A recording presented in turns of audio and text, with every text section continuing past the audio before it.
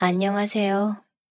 요즘 저와 가장 가깝게 지내는 사람이 한 분 있는데요. 그분을 자랑하려고 합니다. 바로 주인집 할머니인데요. 저는 지방에 있는 대학교에 다니는 학생이에요. 경기도에서 태어났고요. 부모님께서 가이드 해주신 대로 열심히 공부했는데 원하는 대학에는 못 갔어요. 그래서 마지못해 성적에 맞는 이 학교에 입학하게 되었고요. 기숙사 신청은 안 했어요. 캠퍼스에 갇혀 있기 싫어서요. 사실 비용적으로는 기숙사가 더 유리하지만 학교 기숙사는 싫다고 고집을 부렸어요. 작은 아버지 친구분이 마침 그 지역에 사시는데 아름아름해서 한 주택가에 방이 하나 남는다고 하더군요. 오래된 구역이었는데 방이 예계 있는 집인데 계속 대학생에게 월세를 받았다고 하더군요. 그 집은 할머니 혼자 살고 계셨는데요. 2층은 전세를 줬고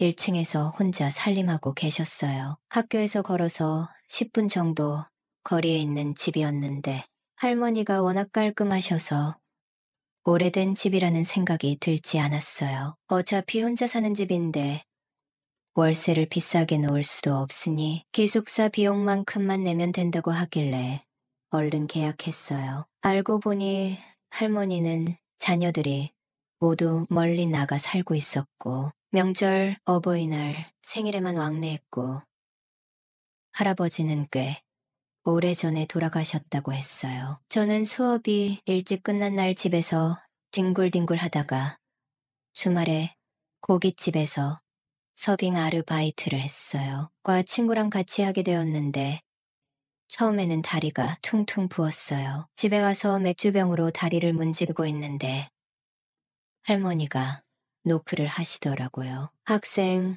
주말에 놀지도 않고 일하니 힘들겠다. 내가 쓰는 안마기가 있는데 안방으로 와봐 하고 저를 부르셨어요. 2년 전에 자녀들이 생신기념으로 안마의자를 선물해 줬다고 하시더군요. 아니에요. 할머니가 선물 받으신 건데 할머니만 쓰세요 하고 사양했어요. 학생이 너무 대견해서 그래라고 하시며 빨리 앉아보라고 하시는 거였어요. 사실 저는 지방으로 내려오기 전에 매일 안마의자에 누워 하루의 피로를 풀었거든요. 자취생활하면서 안마기가 꼭 필요했는데 마침 할머니가 쓰시는 안마의자에 앉으니 퉁퉁 부었던 다리도 개운해지는 느낌이었어요. 저는 그날 이후로 시간이 될 때마다 할머니가 좋아하시는 간식을 사갔어요. 할머니는 설기떡을 좋아하셨는데 동네에서 커피 설기,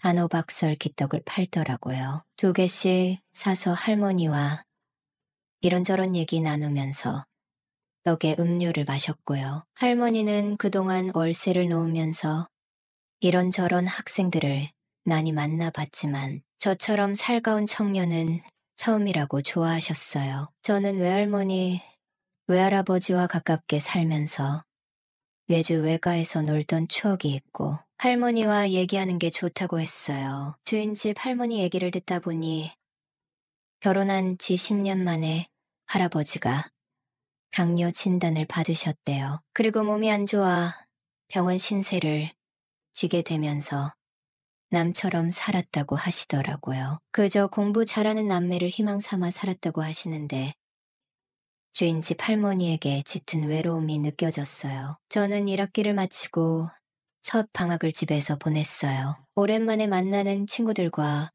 계곡으로 놀러 갔다 오기도 했어요. 엄마는 영양가가 부족해 보인다며 억지로 고기를 사주셨고요. 할머니가 음식 솜씨가 좋아서 엄청 잘 챙겨주신다고 말해도 엄마는 믿지 못하셨어요. 내 새끼 내 손으로 밥 해먹여야 직성이 풀리는 스타일인데 먼 지방에서 학교 다니면서 고생한다고 틈나는 대로 고기에 영양식품까지 사주셨어요. 반수를 해도 되고 조금 더 다니다가 편입해도 되니 원하는 대로 하라고 격려해 주시기도 했어요. 방학을 보내고 다시 자취방으로 내려가니 그 새할머니 얼굴이 수척해져 있었어요. 그동안 무슨 일이 있었냐고 물었더니 이웃 할머니가 돈을 빌려갔는데 안 주고 있다고 하더라고요. 얼마냐고 물으니 200만 원인데 일주일 만에 갚겠다고 하면서 벌써 1년이 지났다고 하더라고요. 돈 언제 줄 거냐고 전화를 하면 오후에 줄게 하고 시간을 끌고 계좌를 확인해 보면 돈을 안 붙이고 다시 전화를 하면 바쁘다고 내일은 꼭 줄게 하며 미루고 미뤘답니다. 여름 휴가 때 마침 아들이 왔는데 돈을 빌린 할머니가 집에 놀러 왔다가 아들 얼굴을 보고 도망을 갔대요. 아드님은 무슨 영문인지 몰라 어버버 하고 있었는데 이웃집 할머니는 돈 갚으라고 재촉할까 봐 지레 겁을 먹고 도망을 갔고 그 후로 한 달이 지나도록 할머니 연락을 안 받는다고 하더라고요. 개강일까지 3일이 남아있길래 할머니와 이웃집 할머니에게 찾아갔어요. 이웃집 할머니는 그동안 동네에서 많이 마주친 할머니였는데 생긴 대로 뻔뻔하게 나오더군요. 우리 주인집 할머니가 빌린 돈을 못 받고 계셔서 잠도 못 주무시고 걱정이 많다고 하소연하시네요. 얼마나 스트레스 받으셨는지 할머니 얼굴이 말이 아니네요. 제가 속상해서 같이 오자고 했어요. 지금 당장 돈 갚으세요라고 큰 소리로 말했어요. 내가 뭔데 할머니를 앞세우고 와서 돈을 내놓으라고 해. 나 다음 주에 갯돈 찾게 되면 갚을게요. 집에 가서 좀 기다리셔 형님 하는데 저는 이미 대화 내용을 녹음하고 있었어요. 이웃집 할머니가 억지로 문을 닫으려고 해서 바로 112에 신고했고요. 출동한 경찰에게 녹취 파일을 들려줬습니다. 주인집 할머니는 경찰에게 차용증도 보여줬고요. 경찰이 무서웠는지 이웃집 할머니는 그날 오후에 바로 현금 200만 원을 찾아왔습니다. 주인 할머니는 가슴을 쓸어내리며 돈은 서서 빌려주고 무릎 꿇고 받는다더니 나 그 여편네 때문에 화병이 생겼어. 근데 이제 2다리 쭉 뻗고 잘 수 있겠다. 고마워 영민아 하시며 등을 두드려 주셨어요. 그날 할머니는 외식하자며 한우 식당에 데려가 주셨어요. 역시 젊은 사람이랑 산이 다르다면서 영민이 아니었으면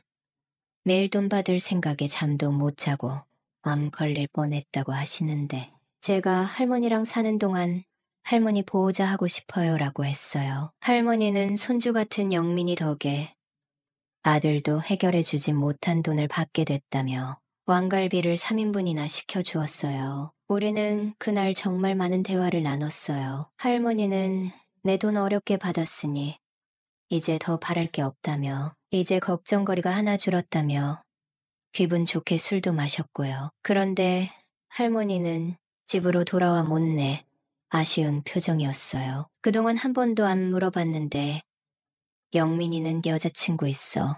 없어요. 학교에 마음에 드는 친구가 있어서 유심히 봤는데 남자친구가 있더라고요. 그래서 일찌감치 포기했어요 라고 했고 할머니는 젊은 총각이 걱정된다며 언제든 할머니랑 얘기하고 싶을 때 놀러 오라고 하는 거예요. 저는 주말이면 매일 밤 할머니 방에서 안마를 했고 할머니는 제 얼굴에 수분팩도 붙여주셨어요. 어느 날 안마의자에서 잠이 든 어느 날 할머니가 저를 기다리시는 것 같은 느낌이 들었어요. 할머니, 저도 모르게 잠이 들었네요. 얼른 깨우지 그러셨어요 했더니 보기만 해도 총각이 너무 예뻐서 바라보고 있었어. 라고 말하는 할머니와 시간을 보냈어요. 할머니는 그날 이후로 저만 보면 여보라고 하며 존댓말을 했어요. 우리 여보